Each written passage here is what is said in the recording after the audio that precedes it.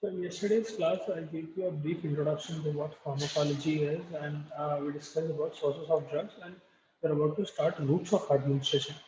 But depending on which textbook you use and depending on what author you use, this might vary a little bit because the way they are categorizing it will slightly differ here and there, but it will not be much a very big major change, a small slight change. So just in case, I'll go over one or two different types of routes of administration that should cover about almost every type of route of drug administration that there is. All right. You again don't need to go into each and every of those minutest details, but just a general overview is necessary for you to remember even when you are writing your exams. So one second.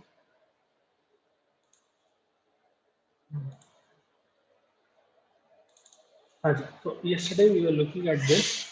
This is one way of classifying it, wherein I told you there is systemic and local, routes of drug administration, wherein systemic will be drugs that are literally entering into your blood, one way or the other. So you are making them enter your blood through enteral route that is either you're giving the drug orally or you're giving the drug rectally, wherein it is going through your hemorrhoidal veins, or it is going sublingually. Okay, sublingually literally means you are placing a tablet or the drug under the patient's tongue, and through the mucous membrane it will be absorbed inside. Now, technically speaking, ये classification में it has not mentioned, but there is one particular type of particular subclass called transcutaneous. Sublingual drugs to transcutaneous में भी डालते हैं because it is technically getting passed through, it is passing through a cutaneous membrane. So transcutaneous में डालते हैं उसको. Okay. In any case, when we come across that, we'll study about that. Now, coming back to, sorry, transmucosal, not transcutaneous. Transcutaneous for transdermal we will. Transmucous, not transcutaneous. So anyway, first of all, coming to the enteral routes. Now, these are done, as I told you yesterday, these are done mainly through GIT. So by one way or the other, the drug is entering into the GIT tract. Okay? Emphasis on GIT. That is why it is called enteral. ठीक है. अब आप इसको orally दे सकते हैं या sublingually दे सकते हैं या रेक्टली दे सकते हैं. ओरली देने का एडवांटेज क्या है? This is the most simplest and most common route of drug administration. You give a tablet, the patient absorbs it, the patient swallows it, and you get a certain effect after a little while. The advantage is that it is fairly safe and it is very convenient. It is fairly easy. It does not require any complex procedures as such. Just a little bit of water, in some cases, not even water. Disadvantage is that the onset of action will be slow. Onset of action उसको बोलते हैं. So onset of action is essentially the time it takes for the drug to start showing its effect. ठीक है. Compared to a drug that is being given IV. ठीक है. या आप infusion करो या IV bolus दो. उसका onset of action will be much more faster compared to an oral drug because the drug has to undergo metabolism. Once it needs to once it is taken inside, it needs to be absorbed, then metabolized, then it will be distributed, and finally, that is when you will start seeing the effect.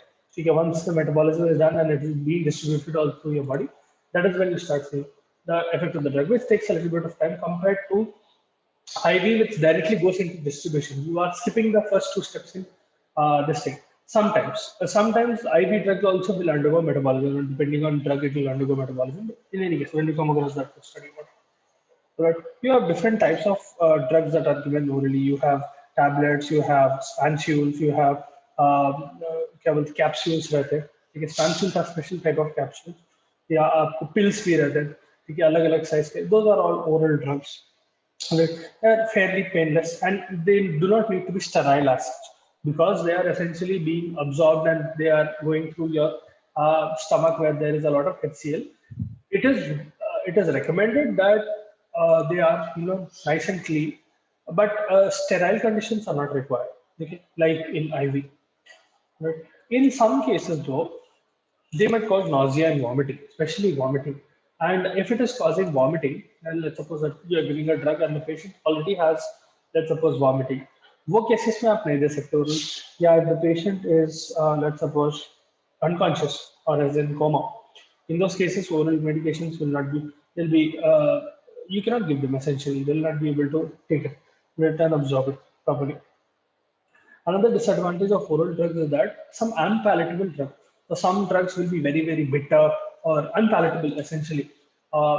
the patient will have to experience that unpalatable taste of the drug if you are giving it orally, if the drug is so. Right. Now, coming to sublingual route. Sublingual route, as I told you, we literally give a pill or the drug that we are giving. Generally, pills कहते हैं. छोटा सा drug रहता है, 10 mg, 20 mg, ज़्यादा बड़े नहीं देते. Okay, and the drug is made in such a way that once the patient is keeping it under the tongue and it is crushed slightly, okay, it will get absorbed through your buccal mucosa and will get absorbed through your mucosal membranes that are present. One common drug that is given through this route will be nitroglycerin. I'm not sure whether you've come across nitroglycerin or not, but if you ever come across angina patients, okay, angina patients में nitroglycerin there. Generally, it is a vasodilator and it will help in patients who have angina. The biggest advantage with sublingual route of drugs, wherein you are giving the drug through under the tongue, onset of action will be very rapid because it is getting absorbed very quickly. Onset of action will be quite rapid, and first pass metabolism is avoided. Essentially, I'll explain in the eventual classes what is first pass metabolism, but just remember that one important step, or how should I put it, one long step is being skipped by sublingual drugs, because of which the time required for that drug to show its effect will become much more quicker. ठीक है, आप अगर tablet दिए, for example एक 500 mg की tablet दिए, and the patient is consuming it, taking a little bit of water and consuming it orally. First, it needs to get absorbed inside your body, then it will need to get metabolized and then distributed. Sublingual drugs में क्या है, थोड़े drugs, that is, they will be able to skip metabolism process. तो absorption directly हो रहा, metabolism skip करके directly distribution में चले आ रहे, so that you are making sure that the drug is getting absorbed at the tongue level. Mucosa के through absorb हो जा रहा. So you are skipping one process. We'll discuss about this in PK in a little more detail. But essentially, it will be because of that skipping the metabolic process. Because of that, onset of action will be faster. All right. There is one disadvantage, one or two disadvantages. One is buccal ulceration. Some drugs can be irritant, and in case the patient has ulceration as such, ठीक है, या तो drug भी ulceration cause कर सकता, या let's suppose the patient already has ulcers, buccal ulcers. In that scenario, you cannot exactly give sublingual; it will not get absorbed properly because essentially an ulcer is an erosion on the surface of the skin. Okay, the surface of the skin, whichever जहाँ पर भी ulcer है, there is a damage. I'm not sure whether you've seen an ulcer live or in a textbook or whatever, but what happens is on the surface, wherever there is ulcer, there is significant damage wherein that area will not be working properly. The cells of the area are damaged and they are not working properly. In that scenario, अब यहाँ पर अपनी sublingual there है, and we are expecting that through mucosa it should get absorbed. But if there is ulcer, it will not get absorbed.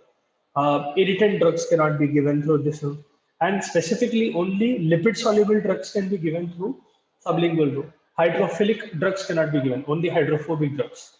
Okay? Because you are trying to push it through a mucosal membrane, you cannot give drugs that are soluble in water, in the sense that you need to give drugs that are lipid-soluble, highly lipid-soluble, because they need to cross a lipid membrane. Okay? So there are a few pros and cons to each of them. Now coming to rectal route. Now the rectum as such is very rich in blood and lymph supply, because of which what happens is drugs can easily cross rectal mucosa unionized. One rule of thumb that you need to remember is, first of all, I hope you know the difference between what is ionized and what is unionized. Ionized का मतलब वो molecule के ऊपर charge है, ठीक है? कोई भी chemical ले लो आप, let's suppose I take chlorine molecule, ठीक है? ठीक है? Cl2 अगर मैं लिखा या O2 लिखा, these are unionized forms. They do not have a charge at this moment. Whereas अगर मैं ऐसा लिखा, this has a negative charge. This is an ion, correct? या आप potassium ले लो, A+, या sodium ले लो, Na+. These are ions, all right? In your body, I hope you know the difference now. What is the difference between ionized form of something and unionized form? Right? Chlorine ka ionized form will be this. Unionized form will be this. Now, the rule of thumb that I need you guys to remember is that any drugs are also essentially chemicals. They are big chemical structures, but they are also chemicals. ऐसे ही रहते हैं उन लोगों के chemical structure. ठीक है, much more complex. Now, drugs need to be unionized to get absorbed through your body. Ionized drugs will not be absorbed through your body properly. Okay? Most of the drugs that are ionized or in ionized form, let's suppose you are giving a tablet or you are giving some drug which is in ionized form, it will not be absorbed by your body, meaning it will never enter your blood properly. Even if you are giving a large dose, very small amount of drug might reach, which might not even show any effect altogether. So always remember that drugs need to be in unionized form. They need to not have a charge. Okay? Drugs need to be in unionized form to be absorbed effectively. Okay? Always remember this. Any drug needs to be in unionized form for it to be absorbed properly. Agar ionic form mein hai, so it will be very hard to get absorbed. You can use it for your own advantage. Like in certain scenarios, you will give ionic drugs, wherein you want the drug to not get absorbed inside your body. Let's suppose there is a drug like, कैसा बोलना हाँ, let's suppose acidity के लिए आप दे रहे हैं, magnesium sulfate दे रहे हैं या aluminium hydroxide दे रहे हैं, ठीक है? Someone has peptic ulcers and let's suppose you are trying to decrease the amount of acid that is being present in their stomach and that is being secreted in their stomach. Essentially speaking, आप जब aluminium hydroxide देंगे, whenever you prescribe aluminium hydroxide, magnesium sulfate, you have different kinds of drugs for that, they will not get absorbed inside your body, meaning they will never get through your GIT, the membrane of your GIT, they will never enter into blood, but they will remain in your GIT. So the advantage is that if I want the drug to show any effect in the GIT itself, that is when ionic drugs can be what you call helpful. या एक और तरीका है आप ionic drugs देने का. Let's suppose there is ulcer in any other part of your GIT. वहां पर आप ट्रीट करने की कोशिश कर रहे हैं. In that scenario, you do not want the drug to go into the blood. You want the drug to remain in your GIT or in the patient's GIT. In that scenario, you can give ionized form. But these are very, very few and far apart. There are rare instances where you give. Most of the time, what will happen is you will give unionized drugs. Almost 98, 99% of the time, you will give drugs that are in unionized form. Very, very rarely in ionized form. All right. Just rule of thumb, remember, drugs need to be in ionized form to get absorbed. अगर ionized है तो they will not get absorbed. All right.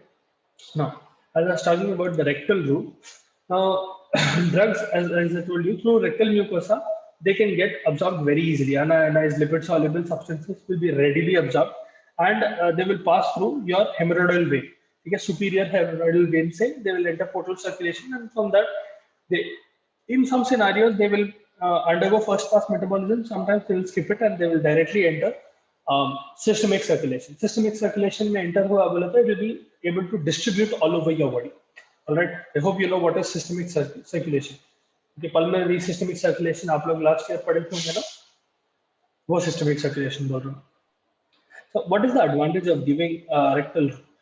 One biggest advantage is that gastric irritant drugs, any drug. Now there will be a few drugs that when you give a certain tablet, it will cause irritation in the patient's stomach or in any part of the GIT. It might cause loose motions, it might cause nausea, it might cause irritation, abdominal pain, so on and so forth. ठीक है? तो वो drugs को आप to avoid gastric irritation, you can give them rectally. And duration of action can be controlled based on the solvent that you are using. We'll discuss what is duration of action as well. But to put it in a very simple term, duration of action is essentially the time for which the drug will show its effect. ठीक है, तो मैं अगर एक patient को 500 mg paracetamol दिया, let's suppose I'm giving the drug at 10 a.m. all right, and the drug starts showing its effect at 11 a.m. example. Okay, generally speaking, paracetamol will have a duration of action of 6 to 8 hours. So let's suppose it is 6 hours. Matlab up to 5 p.m. I know that the patient's fever will be in control. Now what I will do is I will give another dose somewhere close to 5 or slightly before 5, so that the cycle of antipyresis, wherein I'm making sure that the patient's body temperature is not rising, अब मैं 5 PM पे drug कम होने लगता, duration of action जो है उसका खत्म होने लगता. If I wait till 6 PM, let's suppose at 6 PM the effect of the drug is gone, and I give the drug at this point, the patient will take another hour it will take another hour for the drug to start showing its effect. इसका मतलब क्या है?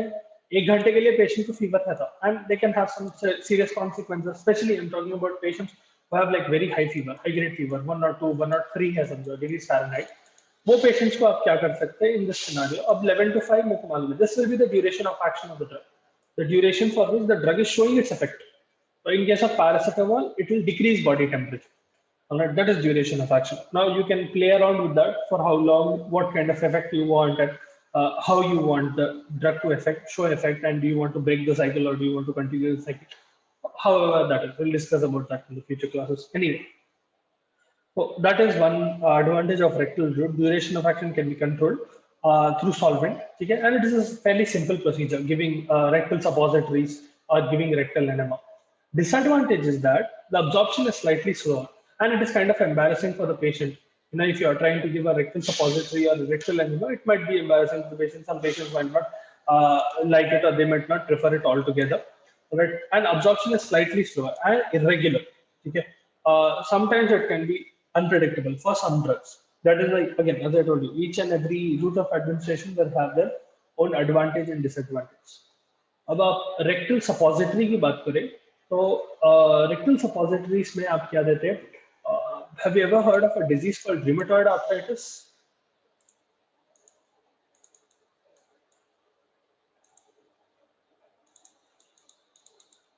Okay. It is a form of arthritis wherein your own immune system is attacking your joints, causing inflammation of your joints. Okay, this is again a very, very simplified way of explaining it. We'll get into the details later on. But rheumatoid arthritis में एक drug है indomethacin बोल के. Indomethacin can be given through rectal suppository. Okay, indomethacin. Right. This drug can be given as a rectal suppository. Yeah, in case of bronchospasms, some people who have asthma or some other, specific type of pulmonary disorder. Let's suppose they are having bronchospasms. Okay, their bronchi are undergoing continuous relaxation and constriction. That is a spasm. So in that case, the patient will not be able to breathe properly. आप क्या कर सकते हैं? Aminophylline बोल के एक drug रहता है that you can give in bronchospasm, or if the patient is vomiting, profusely vomiting. In that case, you can give a drug called fluorpromazine. That is a rectal suppository that you can give.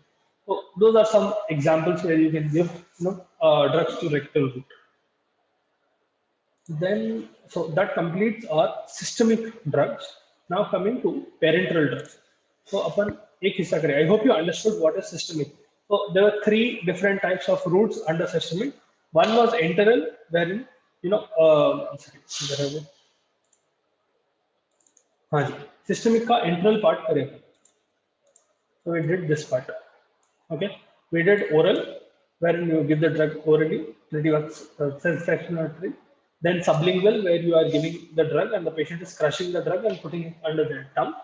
Okay, it is passing through the mucosal membrane, and you are giving certain drugs rectally. Okay, like rectal suppositories. Now coming to parenteral drugs.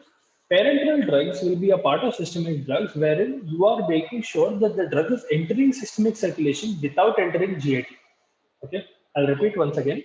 Parenteral routes of administration are those routes through which you are making sure that the drug is entering the patient's blood without entering GIT. Okay, so you are trying to induce drugs through other methods rather than disturbing GIT or rather than influencing GIT. So I'll show you another classification of this. देखो ऐसा भी करते हैं parenteral का classification. Okay. You might find this one in your nursing text, right? Again, depending on different textbooks, you'll find different one, but this is one common one. Okay. Parenteral may you start off with inhalations. So you have 4 different categories in parenteral. You have injections, inhalations, transdermal, transmucosal, and each and every one of them, at least some of them, other than inhalation, will have subcategories under them. Transdermal to transcutaneous की बोलते हैं. Okay. Now, first of all, coming to inhalation, I hope you understood what is this thing, oral route, oral, sublingual, and this thing. what is the internal route of drug administration. If you have doubts on that, please feel free to ask right now. Then I'll proceed into parenteral if you have no doubts.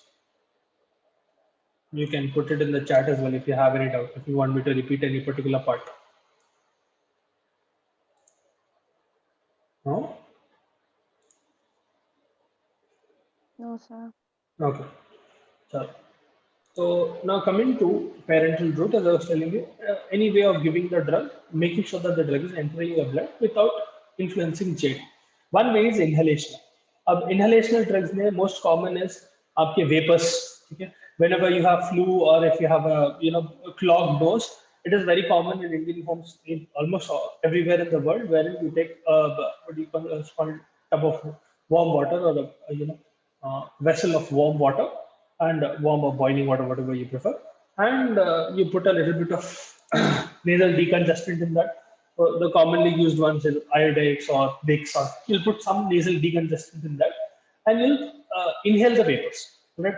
The idea is that through inhalation of the drug, you are literally inhaling the drug, and that will help in declogging your sinuses. All right.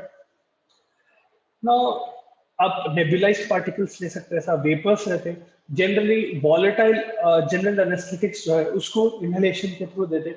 Now, if you have ever been part of a surgery or if you have seen a surgery, you will see that generally anesthetics जो देते हैं, especially general anesthetics, those are inhaled. You make the patient inhale it. You start counting in reverse from 10 and you start inducing or slowly increasing the dose of general anesthetic. So by the time the patient, you literally start by counting like 10, 9, 8, 7 to make the patient count. Okay. By the time they reach 6 or 5, then generally they are out.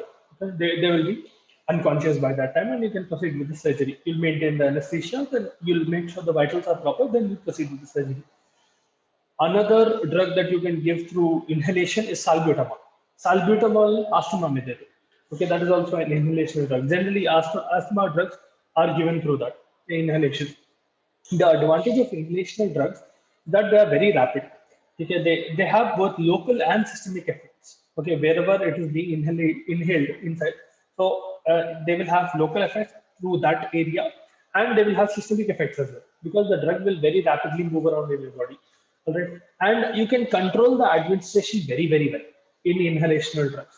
The disadvantage is that if the drug is irritant, now you cannot exactly know what will be an allergen to a patient. कोई भी चीज से allergy रह सकती है and they might not know. And another thing is that the patient might develop allergies throughout their lifetime. Even if you don't have an allergy of some particular thing right now, down the line you cannot exactly say that maybe 10, 20, 30 years later you will not develop allergy to that. Okay, or maybe to a species of that. For example, let's suppose you are eating cauliflower now, example. Okay, and let's suppose you do not have any problem with it, you like it and whatever it is.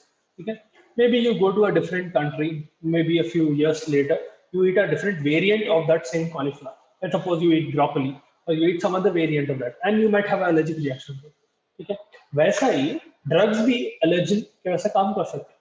So if it is an allergen to a patient, the drug is an allergen to a patient and neither the doctor nor the patient knows, it can cause local irritation.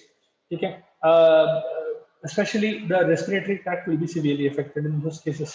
Sometimes these drugs can cause cardiac toxicity as well because they remove very rapidly. There is a good chance that once they are entering systemic circulation, they will reach your heart very quickly and they will cause cardiac toxicity. So there is that risk of giving inhalational drugs. All right. Then we have injections. Right. So I hope you understood what is inhalations, inhalational drugs. Now coming to injections. Injections में यहाँ पर they have mentioned 9 categories, 9 subcategories. You have more. It is up to you. You can write 7, 8 different categories. You don't need to memorize all of them. It is fine. Okay, because generally the question as such, routes of administration कैसा आता? Describe the routes of drug administration that are used in pharmacology. या ऐसा आता? The big answer generally आता. 13 marks का या long answer essentially आता. So if you look at that from a large perspective, you mainly need to cover all the main side headings first. So आपको पहली priority रहती make sure that you are mentioning oral, parenteral and topical. Topical को local भी बोलते. Okay, in some textbooks you'll find that. So you are making sure that you are writing the first main subheadings. All right. Then in oral, you are writing 3 subheadings, and parenteral में main subheadings or side headings will be injection, inhalation, transdermal and transmucosal. Then उसके under आते जो sub division आ रहे हैं, ठीक है, sub division के sub division.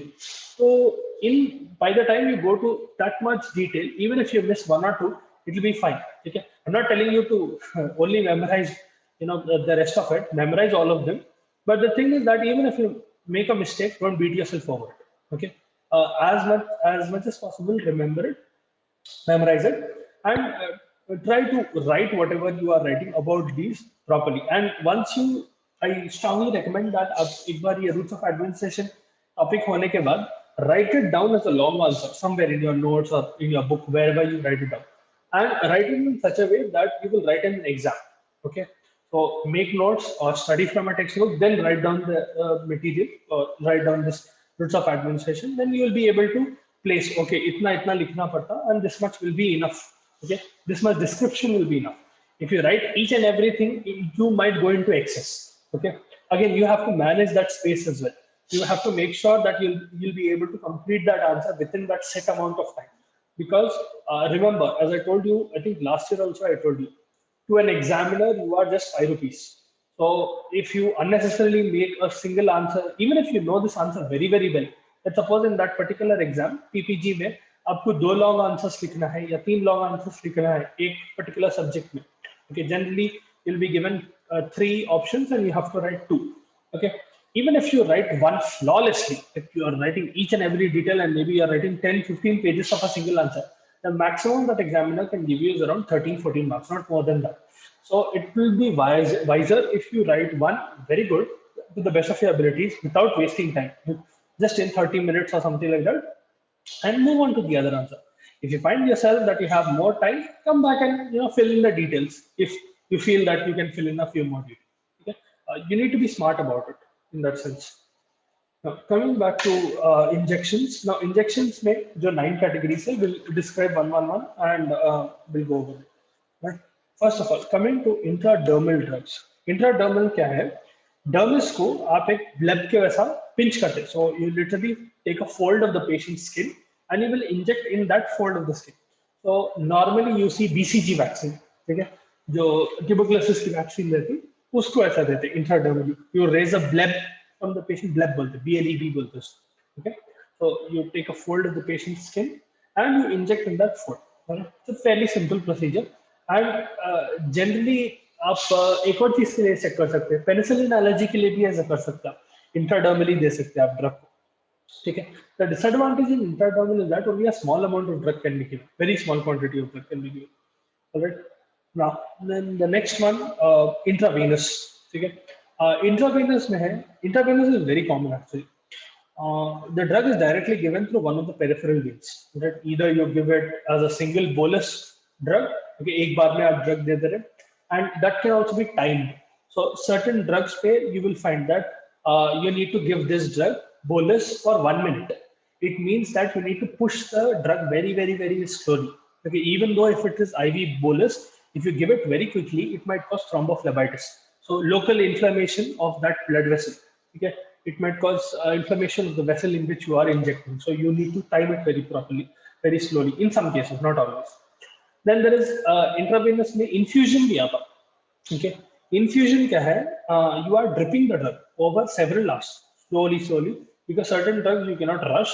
In that scenario, you will drip it over 2-3 hours. Okay, maybe even more. Alright, and you make sure that you continue the cycle. So एक drip खत्म हुई तो you start the other. If you go to a hospital, you'll definitely see what is an infusion and how intravenous drugs are given. I'm sure आप लोगों को सिखाए होंगे अब तक, नहीं तो ये years सिखाते. In any case, some common drugs that are given this way. एक थियोफिलिन है. As I was telling you about aminophilin, ठीक है, rectal drug जो था aminophilin that is given in bronchospasms, वैसा ही उसका भाई रहता है, same class में रहते हैं, थियोफिलिन बोल के. That is used as a bronchodilator. It is essentially used for bronchospasms and asthma, but थियोफिलिन can be given bolus. ठीक है, आप एक बार में injection दे सकते हैं. If we give an example for infusion, there is dopamine. ठीक है, it's an inotropic drug. Dopamine is dripped very, very slowly to a patient. All right. If you give it very quickly, the patient might have a heart attack. All right. Or they might have some other problem. The advantage with intravenous drug is that the biggest advantage will be its immediate onset of action, especially in case of emergencies. They are very useful. Intravenous route of drug administration, बहुत जल्दी you can start seeing the effect of the drug. Okay, onset of action will be very quick, and large volumes can be infused as well. If you are going for infusion, you can give a large amount of drug for a long period of time. Because you are giving it over a long period of time, you can increase the dose quite significantly. And another advantage is that the bioavailability of the drug will be 100%. Now, in the coming class, I'll explain what is bioavailability. For now, just remember that these drugs, intravenous drugs, have 100% bioavailability. Okay. One more advantage is that gastric irritant drugs, any drug that is causing gastric irritation, अगर आप orally दे रहे हैं and the patient is having gastric irritation, intravenously आप दे सकते हैं वही drug. The patient will, because the drug is not going through your GIT, it will not cause any irritation or such. Now, the biggest disadvantage with intravenous drug is that you need to maintain aseptic conditions. Okay, you cannot just administer the drug as such. You need to clean the area where you are injecting. Same for any type of injection. Such. You need to clean the area properly, make sure aseptic precautions are being followed, and you administer the drug and administer the drug. And in certain cases, as I told you, certain drugs need to be pushed slowly. So, अगर आप IV bolus भी दे रहे हो, if you push it very quickly, it might cause thrombophlebitis. And let's suppose you are not removing all the air in the injection properly, it might cause an embolism. Things like that. There are certain precautions that you need to take with respect to intravenous. All right. So we'll discuss about the others, the other type of injections in the next class. All right. I hope you understood till here what went on in this class. We will continue in the next class.